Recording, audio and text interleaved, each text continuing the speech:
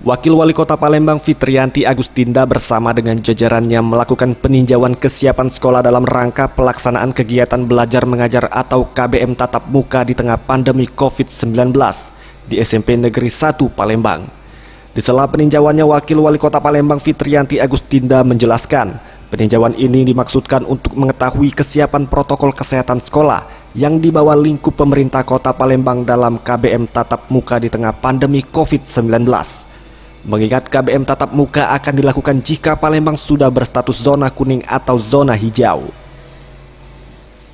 Beberapa hal yang dipantau mulai dari ketersediaan tempat cuci tangan hingga kesiapan ruang kelas yang hanya boleh dipergunakan 50% kapasitas saja.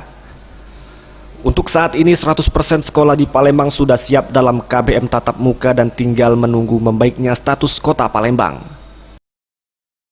Kalau seandainya sudah masuk zona hijau dan juga zona zona kuning, maka saya rasa aktivitas sekolah juga bisa kita segera laksanakan.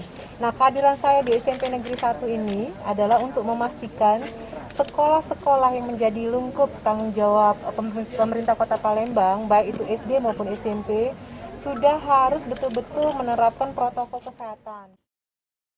Sementara itu, Hastia, Kepala Sekolah SMP Negeri 1 Palembang mengatakan, ketersediaan fasilitas dalam penerapan protokol kesehatan di SMP Negeri 1 Palembang sudah lengkap.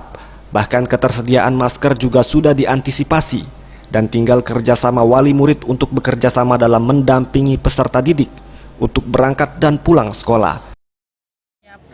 Di antaranya cuci tangan, hand sanitizer, kemudian juga di dalam kelas itu setiap kelas kami siapkan hand sanitizer untuk anak-anak, dan juga antisipasi kami juga menyiapkan masker untuk anak-anak kalau yang lupa membawa. Tim Liputan Sriwijaya TV.